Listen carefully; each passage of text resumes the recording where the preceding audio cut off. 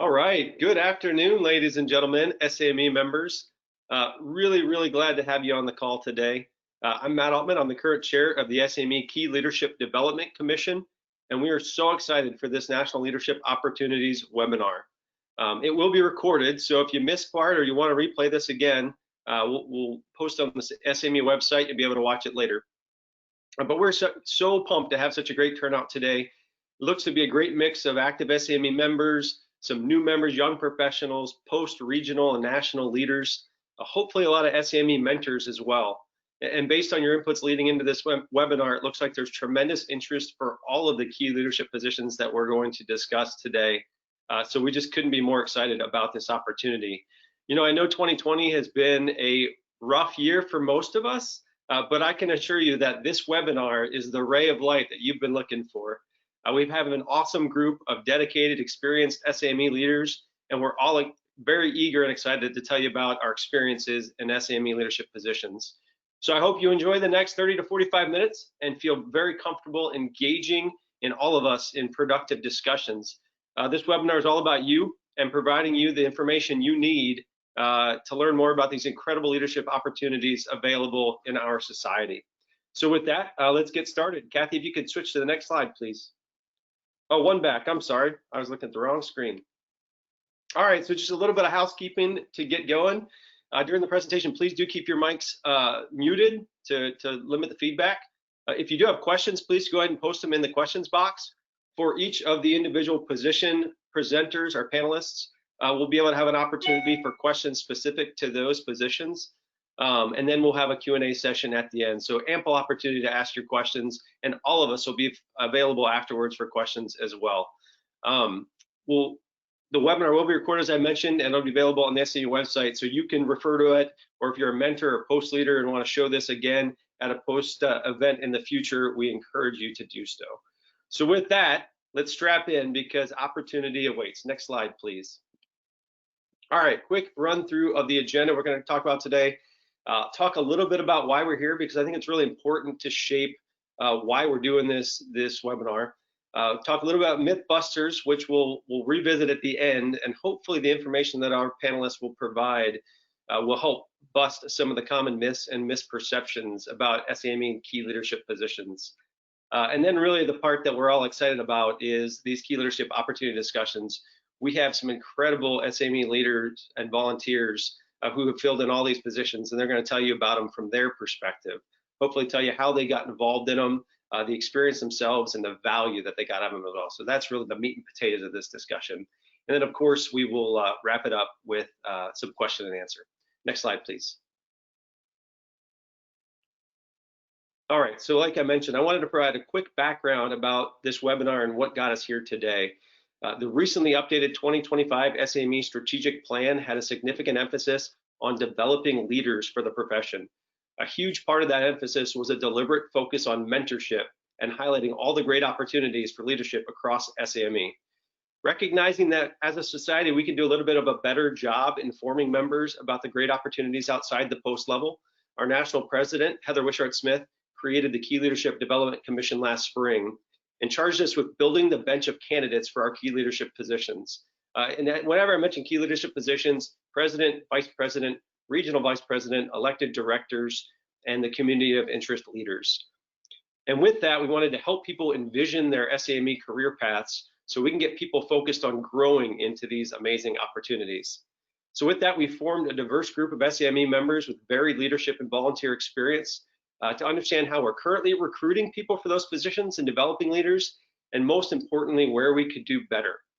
Without getting into all the details of our discussions we've had over the last 5 months, I think the most glaring thing we quickly identified in the group, and we had people of a very diverse SAME experience, young members, older members, and people who had served in every possible SAME position. But what we realized very quickly is that outside of people who have served in national leadership positions, very few people know a lot about the opportunities. And it really wasn't until all of us were personally introduced to SAME national leadership positions by someone that we just happened into that we were able to be brought into it. And then we learned about this entire world of opportunity in SAME. So the challenge for our group, and really the reason why we're here today, is how can we get that word out to all our members about these incredible opportunities and not leave our succession planning and our career development for our key leadership positions. And these are the positions that really keep the society vibrant and moving forward. But how can we not leave that to that chance encounter with that person that says, hey, have you thought about doing this? So that's why we're here today. And, you know, as I've said my entire career, and I've been an SAME member since I was a brand new second lieutenant in the Air Force. But SAME has so many incredible opportunities at the post, the region, and the national levels.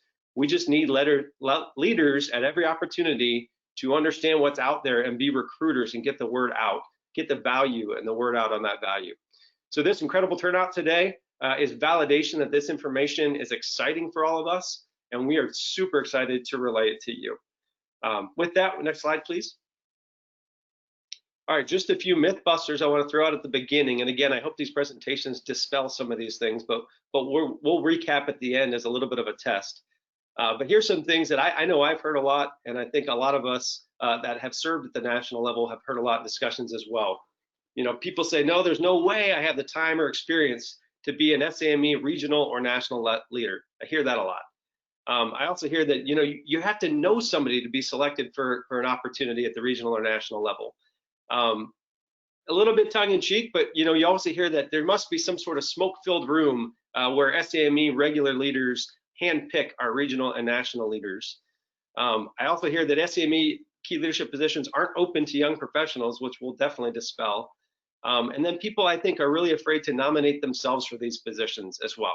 So again, those are some myths.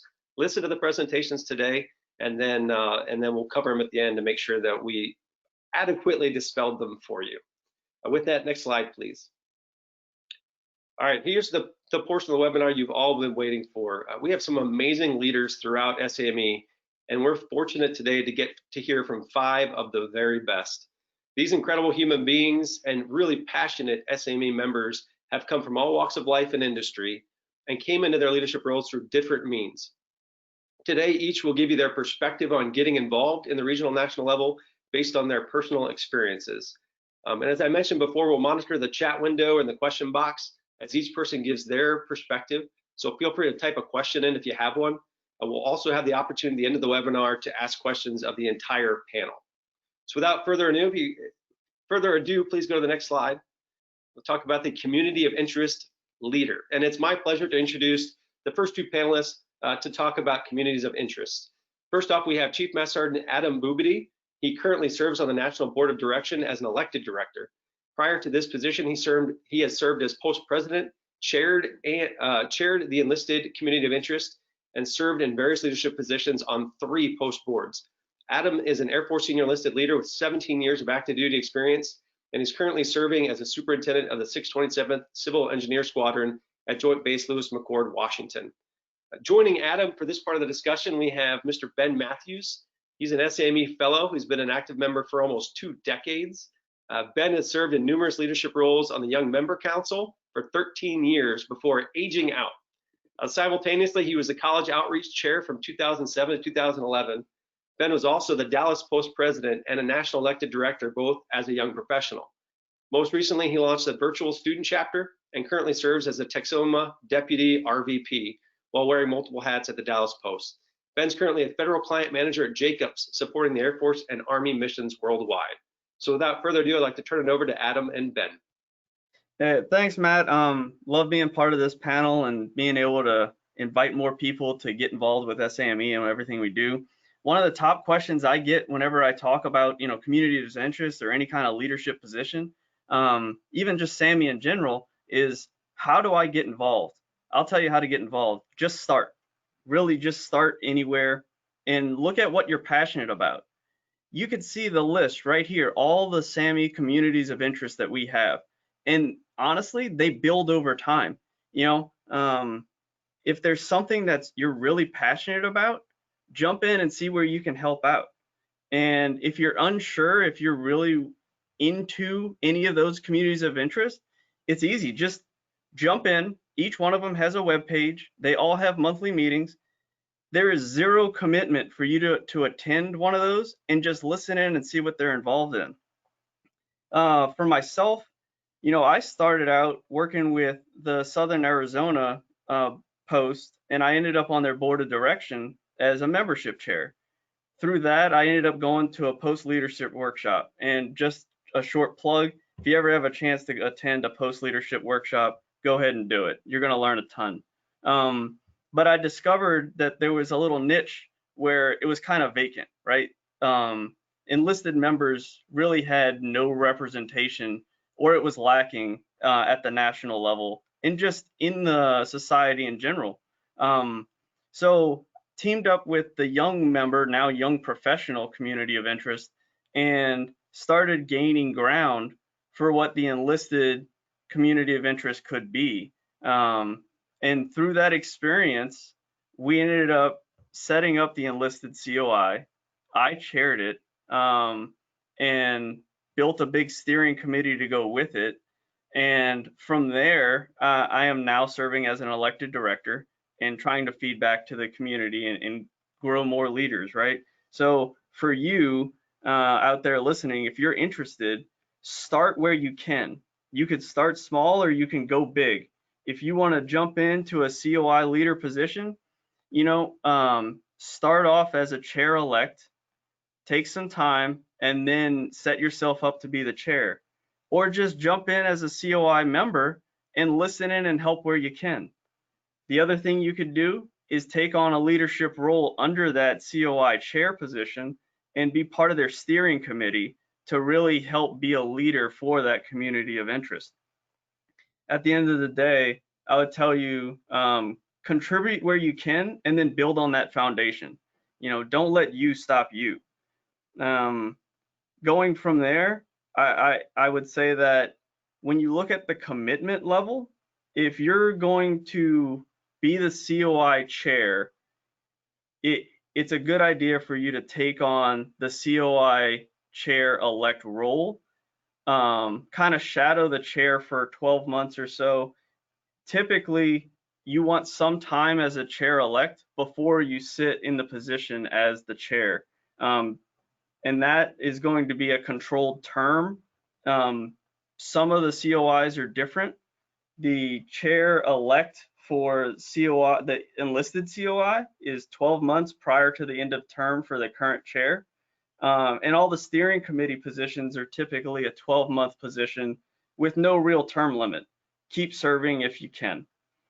The next part I want to talk about is the value. The value really goes both ways. What you bring to the society and then what the experience gives back to you. It's truly a one-of-a-kind experience, and it's one of those few things that you could do that the benefit back to you is going to be more than the effort you put in. Some of the biggest things we got feedback from other COI leaders is experience at the national level, and you gain a big opportunity to take all that knowledge back to your post level and really make your posts better. Networking opportunities, both in and outside of the society. Huge developmental platform for your own personal leadership experience. And just a chance to serve the society as a whole and advance all our goals. It's a great stepping stone, the COI chair positions, if you're interested in other national leadership roles. If you're interested in elected director, RVP, or the other positions that we're talking about after this, a great spot to start off on is the COI chair. Ben, what else do you have to add? Yeah, that was a great overview, Chief Bubade. I really appreciate it. I think the piece that really resonated with me was the passion. As I was involved as a young Air Force officer like Colonel Altman, I realized that there was a lot of things where I felt I wanted to do more. I wanted to see where I could help and make a difference. And that piece for me was getting involved with the young professionals and then quickly moving into the college outreach mission. And I had that passion, and I was really trying to drive that. And really from there, I had the opportunity to lead as a young professional, getting involved with the National Board of Directions, as Chief Bubade talked about. It's something where we're able to run around and come up with these great ideas, supporting the SAME National Strategic Plan and really make a difference. And I continue to get involved with the communities of interest. It's great to see them evolve over time. As you look out there, I know as I saw the list of people who joined, there's over 50 people who joined that are interested in taking a leadership role potentially in these communities of interest. I can't commend you enough on that. I think by joining a steering committee, I just had an individual with me at Jacobs who wanted to get back involved on a national level. I think Joe Manus is on the call. I set him up with Joe on the resilience committee. He's doing a lot of cyber things. He wants to take that technical expertise that he has on his day job and bring it over into the SME side. He's an active young professional at the Houston Galveston Post and is now ready to take that next step at the national level. So those are a couple of other great examples. I know I want to save time for the end and be able to address a couple of those questions, Matt. So you got a couple other people on the agenda here today to talk through that, but I can't thank you enough for the opportunity to talk about what we're having with the community of interest. And it really is where the rubber meets the road for this strategic plan. I mean, it happens at the post level, but I think, you know, the ability to make a difference nationally is right here in the COI. So back to you, Matt. Outstanding. Thank you both for capturing that. And you hit it, Ben. I mean, just that passion. So before we move on to the next slide, if you can just, everyone just, again, look at that banner there on the communities of interest. Look at the diverse range of topics and interests there. So that should interest anybody. And, you know, I'll turn it back to Ben just real quick. Ben or Adam, so many people on the call want to get involved in the COI. So just in a real quick second, if I'm looking at that and going, I want to get involved in, boom, this committee, what can I do today to get involved in that committee? I think the example that I just talked through, and really I'll let Adam piggyback on that, is by reaching out to the committee chair. Those committee chairs, each of these committees of interest have a website or, you know, contact info for that community of interest chair. And by sending a quick note, finding out when that monthly meeting is, or bi-monthly, sometimes quarterly, but typically every community of interest is going to meet at least every month or two, and just joining, as Adam talked about, jumping in with that chair. Anything to add, Adam?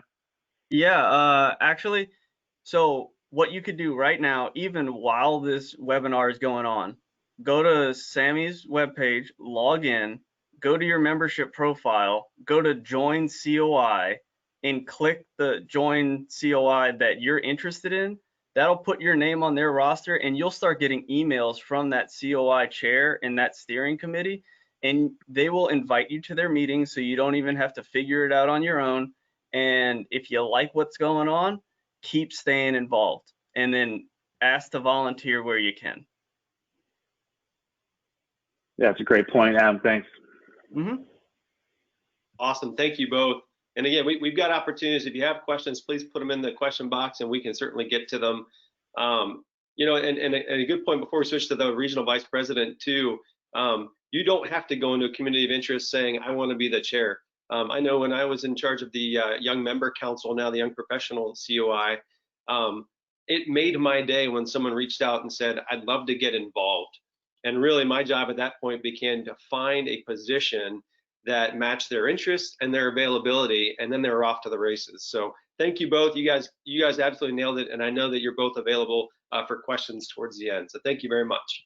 Kathy, if we can go to the next slide, please. All right, next up we have the regional vice president position, and we're really honored to have Ms. Carrie Ann Williams on the webinar today. Carrie Ann is a SAME fellow as well, and currently the regional vice president for the North Atlantic region. Prior to that position, she served as an elected director and post president for the Baltimore Post. She's also a certified professional services marketer and CEO founder of Andana Consulting. So great to have you on, Carrie Ann. Thanks, Matt. I didn't list all of the positions I've held with SAME throughout my career, but as an elected director, I was also on the Young Member COI. So, you know, all the things that Ben and Adam talked about are exactly right. It's a great point of entry. It's also a great place to go get, you know, specialty experience in different fields that you might be interested in pursuing in your career. So I became regional vice president for North Atlantic Division this past May, and I've watched some of my close mentors that I've had through SAME be regional vice presidents. So as a non-engineer and non-military, maybe 10 years ago, I never would have thought that I would be a regional vice president. But just like Ben and Adam were saying, asking how you do it, getting involved, getting to know people in that position are really keys to learning more about how to do it. So far this year, regional vice president has looked a little different than it has for previous vice presidents. Part of the regional vice president role is really being engaged with your posts and being that conduit between national, regional, and local membership. So in the past, regional vice presidents did a lot of travel. In North Atlantic, we have 9 posts. So we're going to each of the post meetings, participating in their boards, sharing information from national, and helping them really with their processes, with their strategies, with their membership. So in a virtual environment, it's actually been a little bit more fun because I've been able to participate in all of the posts at some level from a virtual experience. So it's been really engaging to see what every post is doing and how they're navigating all of these things. The other part of the RVP duty is really being present on the national board. And when I first became an elected director on the national board, as I mentioned, I was a young member at that time.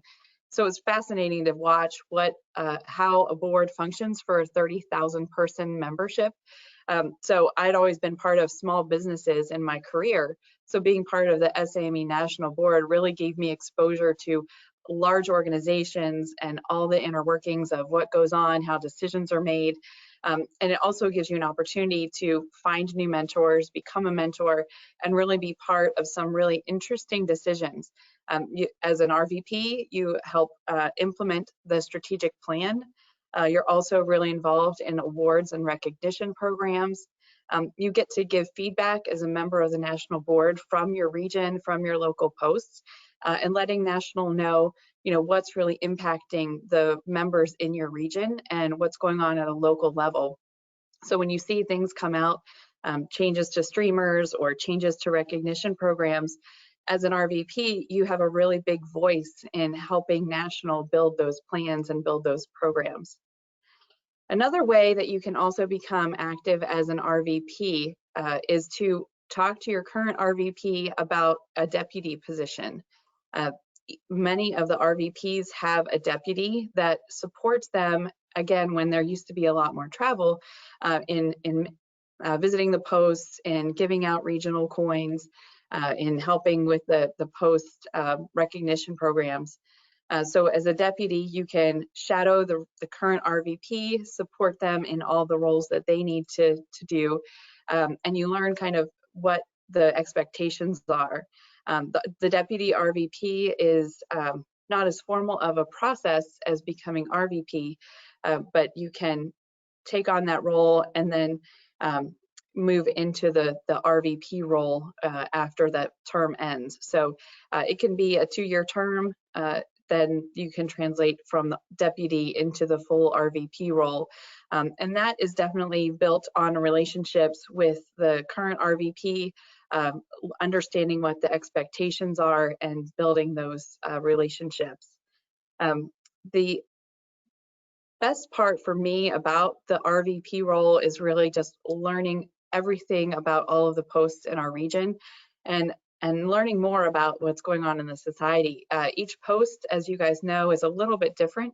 So it's really awesome to really interact with the different levels of the posts, to see how they're implementing things and to be a conduit between all of them and help them out with their strategic plans or their membership, or getting speakers, really just navigating for them all the stuff that national has to offer in terms of getting speakers from COIs or sharing best practices for recruiting and membership. We have the time commitment varies from week to week depending on what's going on. So there is definitely a lot of planning and brainstorming and strategizing that goes into it, which is also a really great part of being an RVP, and working with the posts on what they need to have and what they need from national. So if you are already engaged at your post level, you should be part of your RVP's regular ongoing communications.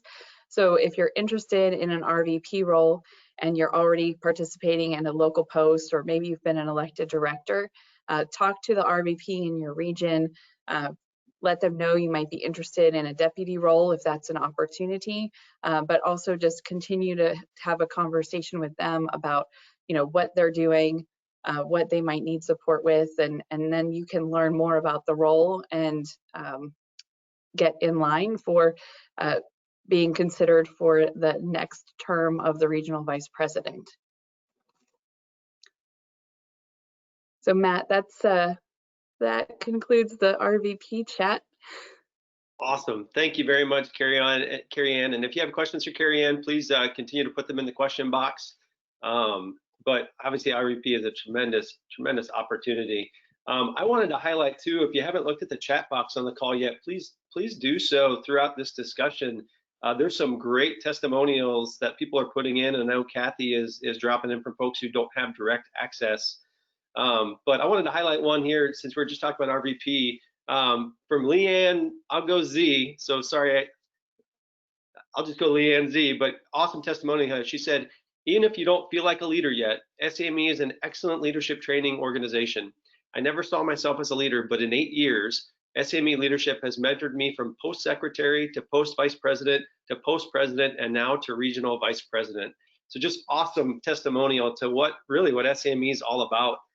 So please do check out this chat window. It's inspiring. It's exciting to see everybody who's on this call, and it's really inspiring to see a lot of these testimonials in the chat. So thank you, Carrie Ann. If we can go to the next slide, please. Now we're going to hear about the National Elected Director position, and we're honored to have Angela Nocera on this discussion.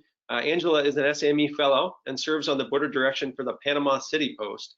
She's served in numerous post leadership positions as a young professional and worked her way up to the Mobile Post president. She then became engaged at the national level, where she served as an elected director and as vice chair on the college outreach community of interest. Angela is a civil engineer who leads federal programs for Michael Baker International. So thanks for being on today, Angela. Thanks. Hi, everyone. I'm so excited to talk to you about how to become a national elected director for the society, but more importantly, to help you understand who the national directors are. As Nat noted in my intro, I was very post-heavy in terms of engagement in SAME. I started out just volunteering for committees, becoming committee chairs, working my way up to the post board of direction, and then ultimately up to post president for Mobile Post. And when I was done, I kind of was left with this feeling of, well, what's left? What more can I do? And then my RVP at the time, Sal, recommended that I attempt to be national elected director. And at the time, I didn't know what that was. And honestly, I don't know how I thought SAME was organized. But for those of you who may not know or may not have ever thought about it, it's organized like any post or any other government. You have your officers at the top, and then they have a board of direction that works alongside of them.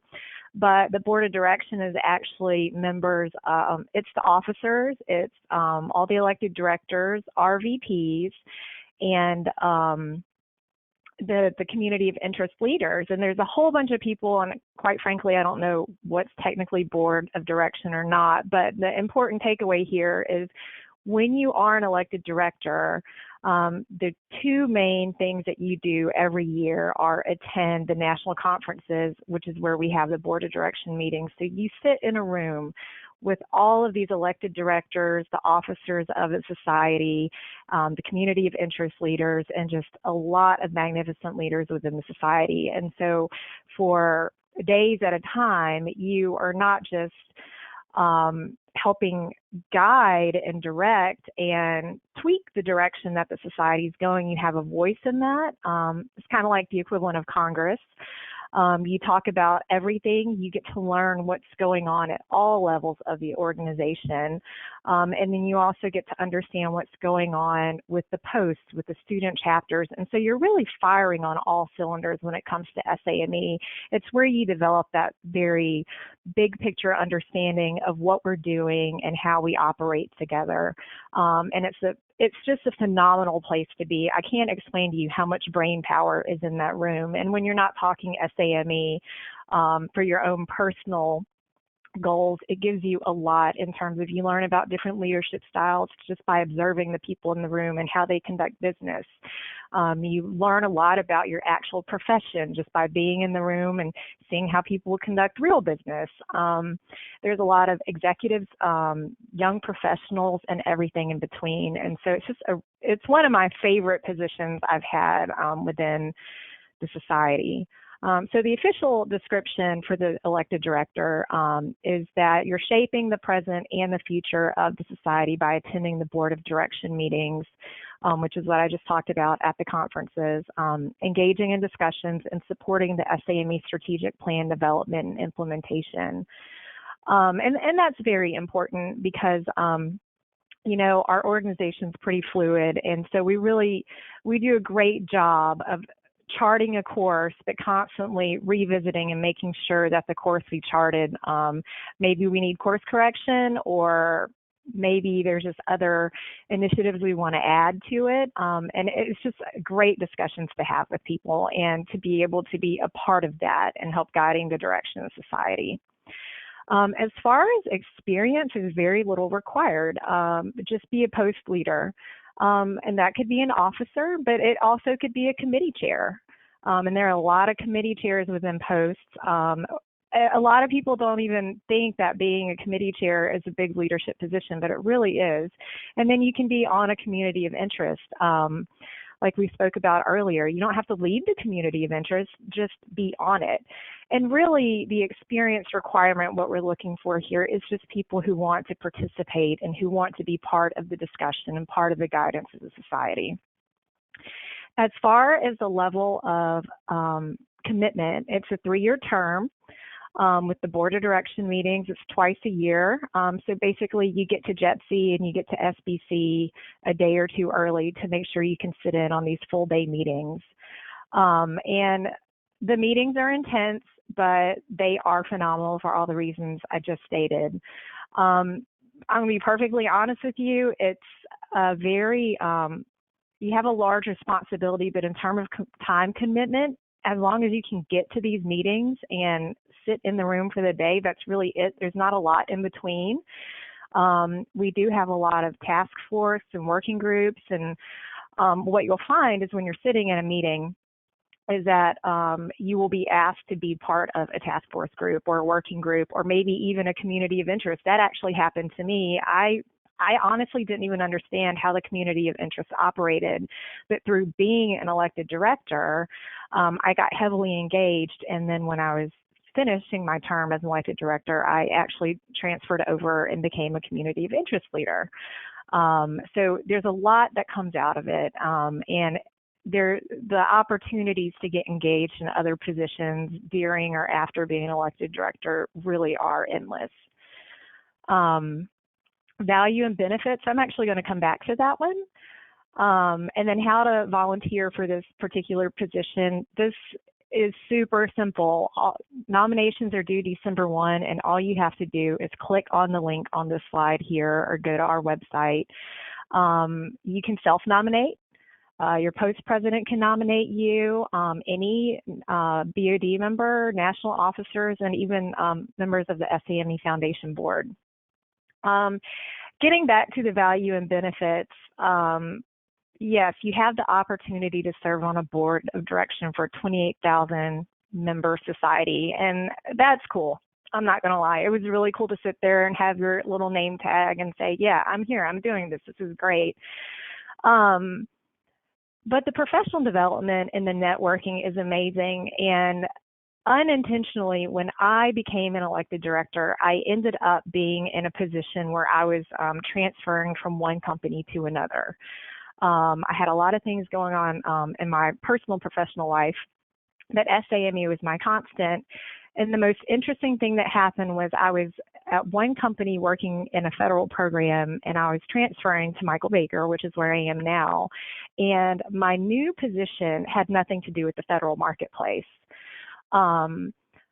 But by being an elected director, I had to attend JETC and SBC. And I had Michael Baker commit to just let me finish my term, go to these conferences, and they did. And through that, I got heavily engaged with Michael Baker's federal team, who was always at these conferences.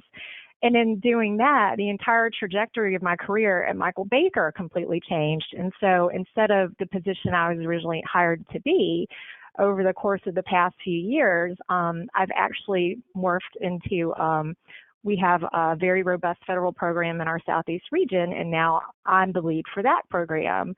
So I have a lot to thank SAME for helping me with that, but it's just a testimony to the power of the networking and the leadership, and all of the tools that I needed to have the position I have came through SAME, but the opportunity to have this career, oddly enough, came through SAME as well. So I encourage anyone to nominate for this position, whether it's self-nomination or have a post leader support you in that. It's one of the best ways to learn about the society and to become a bigger part of it. Outstanding. Thank you, Angela. You covered it absolutely well. The only thing I will foot stomp is at least one national elected director every single year will be a young professional. So don't think you're too young or inexperienced to put your name in the hat. As Angela said, just click that link and sign up. You will absolutely not regret it based on what she said. And then look in the chat window too. There's some other, I saw Nadia Turk in there, Carrie Ann Williams and others have talked about what an incredible opportunity it is to be an elected director. So thank you very much, Angela. We appreciate it. Just to put something that Kathy just put into the chat, if you have your hand raised for a question, please just keep it up. And then when we get to the Q&A in just a minute, we will call on you. Otherwise, you can type your question as well. We go to the next slide, please. All right, with our final two positions we wanted to cover today before the wrap up and the Q&A, we are really honored to have Mr. Sal Najimian. He's an SAME fellow, and he served as the 98th national president of the society. Prior to that position, he served as national vice president, regional vice president, post president, among numerous other SAME leadership positions. Sal is a retired Air Force colonel who is currently the chief executive officer of the Matrix Design Group. Sal, always great to have you on, sir. Thanks, Matt. You're doing a fantastic job in this group, so thanks for that. I also found it very interesting in your introduction where you described the commission that's been assembled with lots of young members, and then I think your tendency was about to say and old ones as well, but you went with older. So, and I know I represent that member, so I appreciate for being by named, singled out in your introduction. Definitely older, but yeah. Not in your introduction too. Sal is the permanent young professional. He's the forever young professional in the society. Thank you. I was going to go ahead and add that, but since you've added it, I'll keep going. And Angela, you're welcome for all the success you've enjoyed as a result of me nominating you. So you're welcome. Yeah. I also found your comment very interesting, Angela, when you said that the board of direction was much like Congress. The place I'm going to deviate from that is, unlike Congress, we actually get things done. And we get things done in an incredibly timely manner and for the best interest of the society. And every position that has been briefed up until now, I could argue builds to the one we're going to talk about here. And I'm going to be very brief because there's very few things that haven't been said by the fantastic speakers before me. You can read the words that are on the slide, you know, the description of the position. It's pretty obvious as a national vice president, or eventually if you end up in the president track, it's all about vision, strategic plan, linkages, all vertically and horizontally throughout the organization, which is really exciting. But it comes from the same things that you heard Adam and Ben and Carrie Ann talk about before me, and that's energy, passion, and things like that. Let's not forget, and I don't think the comment was made yet in this call, we are an all-volunteer society. That's it. Every one of us, every person that has spoken so far, every one of you in the chat bar other than the national staff, you're all volunteers and you're all here because you want to be. And I would argue that these last two positions that we're talking about here are kind of the crown jewel in that process. The experience required is very simple. If you've made it through the fellows process, then you are technically eligible to hold one of these jobs, and there's several of them up there. In terms of the key experiences, as Matt described in my introduction, and I think some of the others that are on the call, I think it's important that you've had stops along the way. I think it's important that you've done stuff at a post level. Multiple posts is even better. Maybe dip to toe into regional type activities. And then, of course, if you had an opportunity to be on a national community of interest or an elected director or anything like that, that's always beneficial, because at the end of the day, the expectations of the vice president and eventually that president sequence, president-elect, president, immediate past president, are to be able to take the issues and challenges that we are faced with today and into tomorrow, and then apply them through a filter that has hopefully been fine-tuned as a result of all those other stops along the way. So even though experience required is simply fellow, there's a lot of other things that I think would be incredibly important to being successful in that role. On the private side of it, it's also important that you are operating at some type of executive level. And that comes back primarily to the fact that one of our most enduring principles, one of the foundational elements of our society, is that industry government engagement. And to be able to engage at the highest levels with government is important, that you're able to operate in that same space on the private sector, so that when you speak for the society, and it's done in a way that is understood and respected by our government partners. So couple of those very important things are going to be utilized in the selection process. In terms of commitment, the vice president commitment honestly is very manageable. As it states here on the slide, 200 to 300 hours, and these are real numbers. I went back and I polled, I want to say 5 or 6 years worth of presidents and vice presidents to see what everyone put into the effort, because everyone's going to be different. Everyone's situations are different, but they averaged into that ballpark. So if you're talking about that's easily 10, 15% of your time could be spent in that vice president role.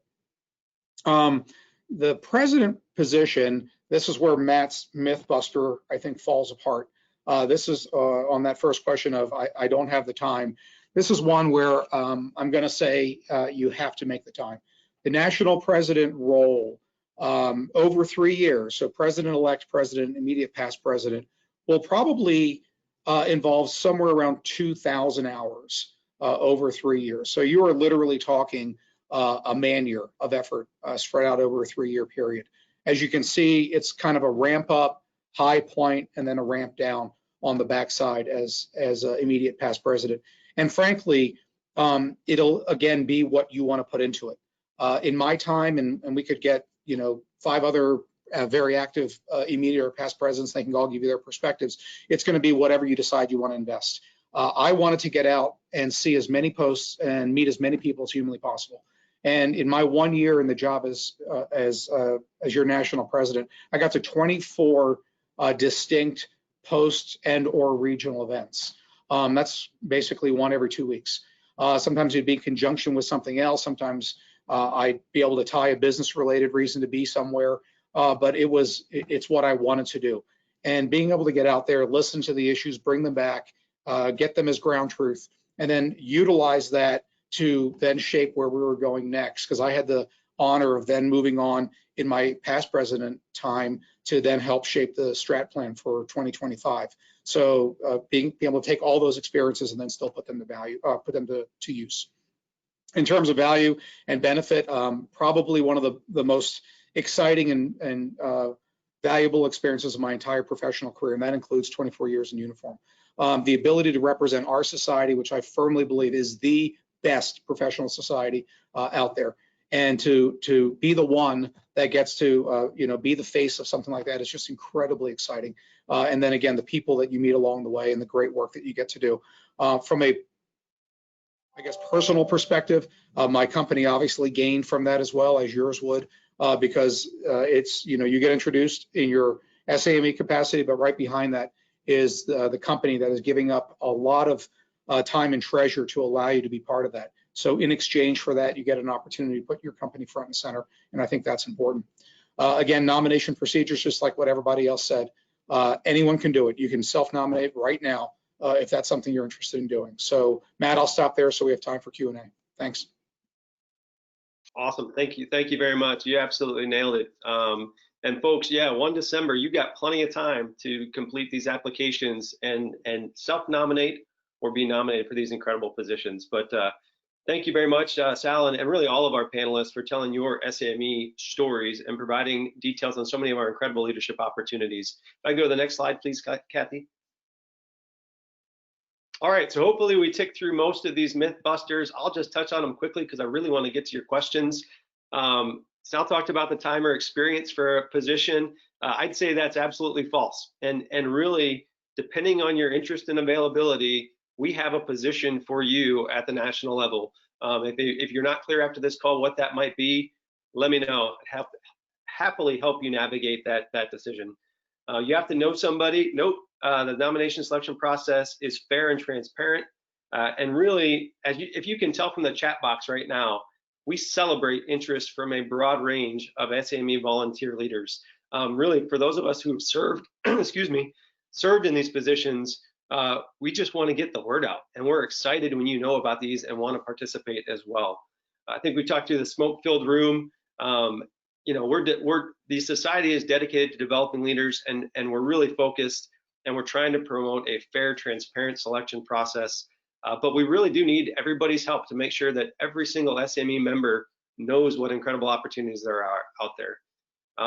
Young professionals, like I said before, there will be one elected director at least that is a young professional under 40 years of age. This year, I believe there's 2 on the last year's panel that are young professionals. And you can serve in any position as a young professional. So don't let that limit your vision for where you want to go. And of course, anybody can self-nominate for any of these positions. You just have to take that action and just let folks know that you're interested. All right, next slide, please. One more message real quick before we get to the questions. I really just wanted to take a moment while we're on this call talking the subject to thank the members of the Key Leadership Development Commission. We're not done. We're going to keep this going, but all these incredible people, we're excited to join this effort and really just more excited to find ways to let all SAME members know about the amazing opportunities there are in the society. Our effort will continue, but I want to make sure that I thank these folks while we're on this call. And with that, if we can go to the next slide, please. All right, question opportunity now. And if I can open it up and perhaps turn it over to Kathy to direct me to folks who have questions. Thanks, Matt. I'm going to try to unmute our attendees. We have a couple people with their hands up. So if you don't have a question, please keep yourself on mute. So it looks like Jeff Duplantis had a question. Jeff, would you like to pose your question?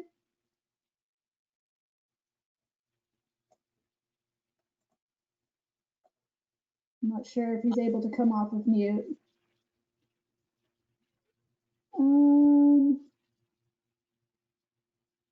Nope, he does not have a question. Okay. Kathy? Yes. Oh, this is Jeff Leonard. I heard you say Jeff. I didn't catch the last name. Jeff Duplantis, but Jeff Leonard, do you have a question? Well, just a quick comment to I'm the chairman of the K-12 STEM COI chair, COI, and I just wanted to reiterate what they said. So much there, and as a minimum, join those webinars, join those calls, see what they're doing. The K-12 STEM COI is presenting some of our partners if you're into Discovery or Math Counts or whatever. And if someone at your post is interested in doing STEM outreach locally and doesn't really know how, that's what the webinars are all about. You get involved just attending those webinars, and then maybe you join the steering committee to help design those webinars, and then maybe eventually you're on that leadership team or chair of that COI. It's a stepping stone process, but I highly encourage everyone to at least click that button on the SAME site that says I'm interested in this COI or that one, and just get involved at any level. Thanks.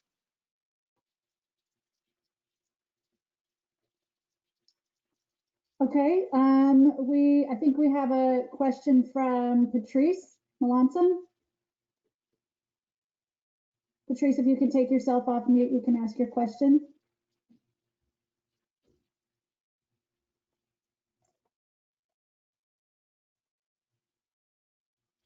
Okay. Doesn't appear that she can take herself off mute. Patrice, if you still have a question, go ahead. Yep. So it just took a minute for the unmute to happen. Sure. So question, I guess, sort of for Sal. So I am contemplating a national position that I'd like to get nominated for. I will be retiring mostly fully in February. Is that a detractor? I mean, I'll have more time, but I will not necessarily be working in the industry per se. Yeah, so the short answer, Patrice, is no, that's not a detractor at all. I mean, obviously, you're bringing in a treasure trove of experiences, having both been, active as well as working in the private sector, having served in multiple different capacities. That brings an extraordinary amount of value. And again, the position you'd be applying for would start several months after that. And it's typically a 2-year, assuming it's a VP position you're looking at. And who knows what's going to happen during that period of time. So I would absolutely encourage you to go through that and call me offline. You've got my number, and we can continue to talk about that. Okay, thanks. So the next question comes from Chris Peck. Chris, you can unmute yourself. Hi, how are you doing? Can you guys hear me? Yes. Sweet, awesome. Thanks for that brief. I mean, sorry, I apologize, but I came a little late, so I might have missed this.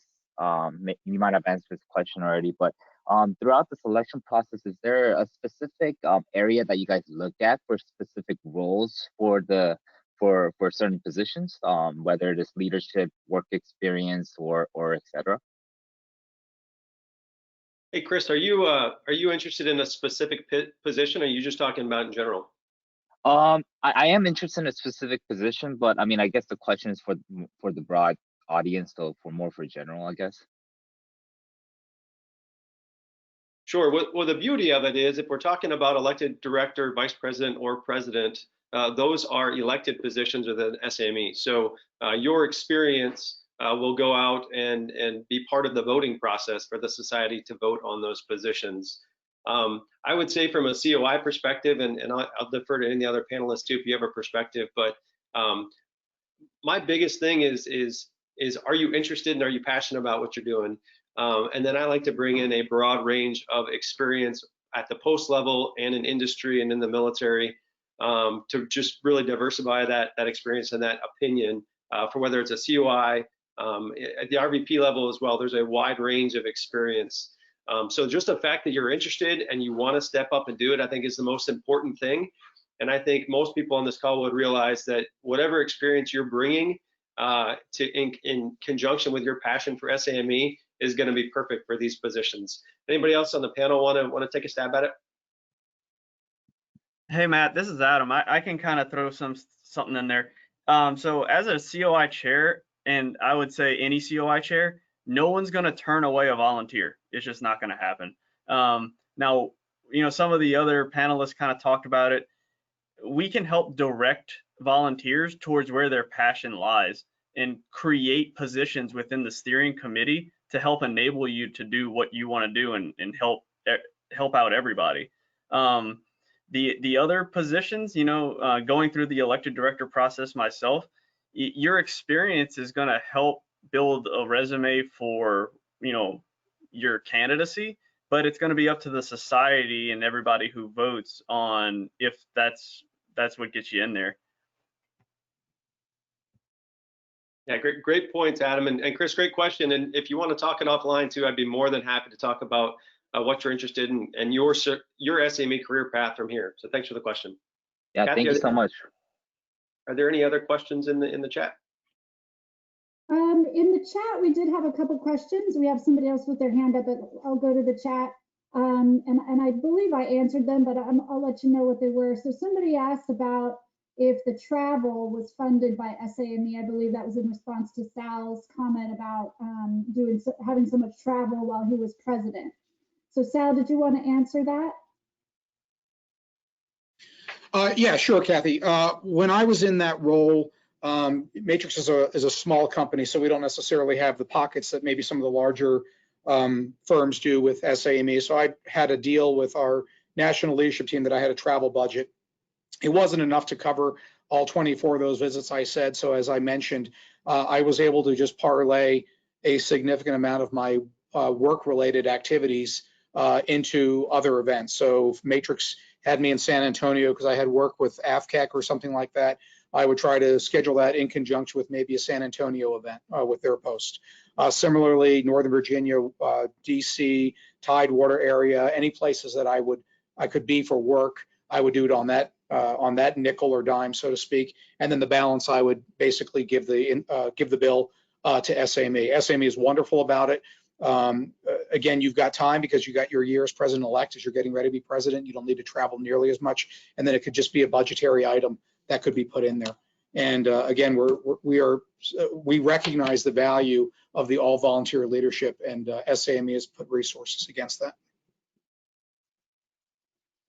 Hey, Matt, one thing I would add real quick is for those that are in the elected director type of position or other national positions, for the board meetings that take place twice a year, as you see in the chat window, there will be oftentimes stipends for military members as well. So something to bring up related to that. Yeah, that's a great ad. You know, in my 3 years as an elected director and then 2 years as a young member chair, I think all 5 years of that, SAME was able to pay for me to go to JTC and small business conference to attend those board meetings. So great point there, Ben, as well. Yeah, and I wanted to add, for private side, there's also, and not just for private side, but for elected directors and with the conference travels, you get the room blocks and the registrations are discounted. So it's not the typical cost that you would see if you weren't attending those meetings. A lot of companies on the private side will cover that cost, but whether or not they do, I would encourage anyone to think about the value that being in the room with all of these people just brings to your own career. Like I said, it drastically changed the trajectory of my career. And if I had to go back and make the decision to do it, and I was told my company wouldn't pay for it, I would find a way to make it happen. It's just a phenomenal opportunity, and a lot of times we get caught up in, you know, can I expense this or not? But sometimes it is really worth the personal investment. Well said, Angela. Awesome, Angela. Thank you. We do have one more hand up. Jim Wink, if you'd like to take yourself off of mute. Yes. Quick question. I think early on in the communities of interest portion, Chief Master Sergeant mentioned that he saw that they were missing a community, I think the enlisted community. How do you go about if there's a community that you're interested in that isn't listed, if you want to establish a community of interest?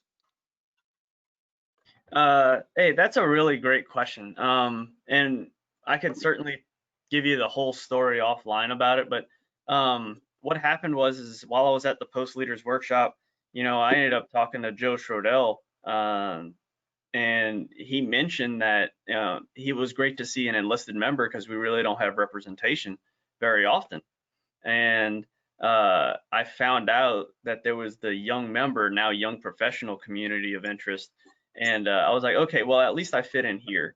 So I started getting involved with them, and just getting that exposure at the national level helped me see the way that I can advocate for having an enlisted community of interest. And just over time, networking with the right people, figuring out the process, and going to the big conferences like JETC and SBC, we were able to lay the groundwork. To be honest, getting it from ground zero to where it is now was about, it took about 4 years of, you know, gathering the right people, getting the right support, building a charter, Some of them happen faster than others. I mean, you look at credentialing, right?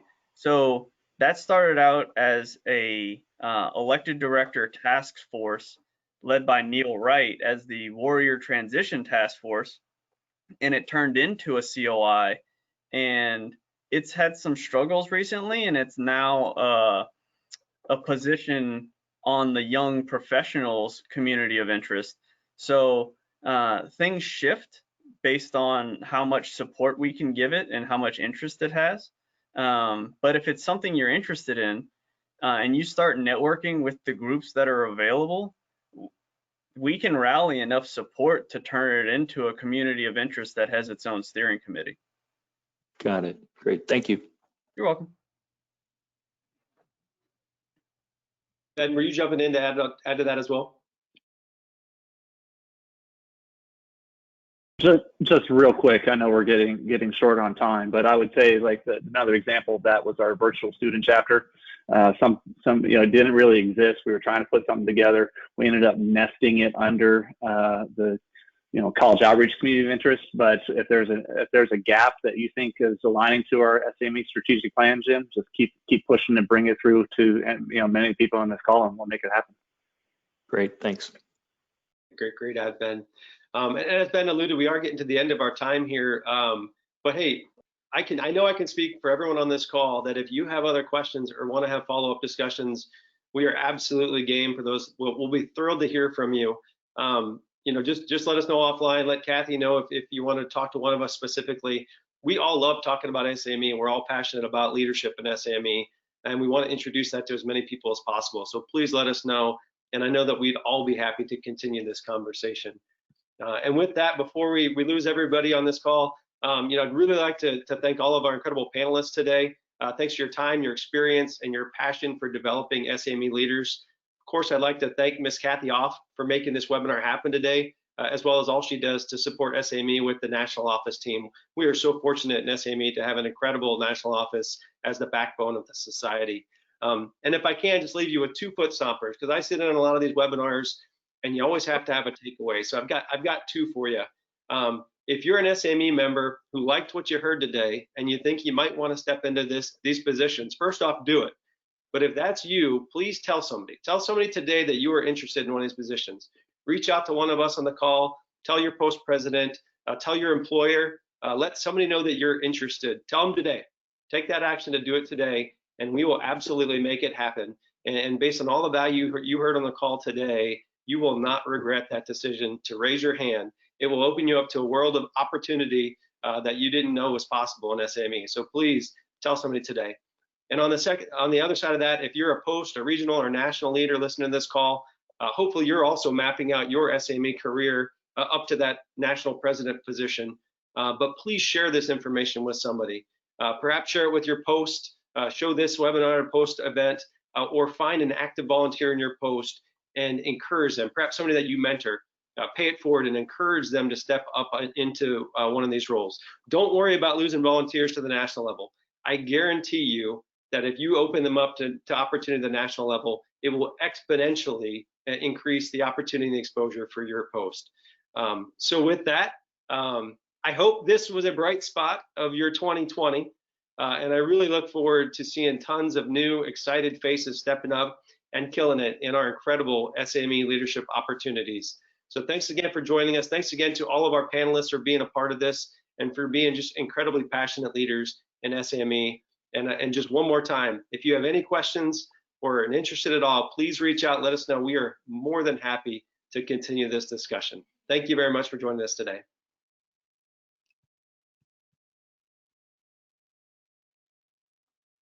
Thank you all.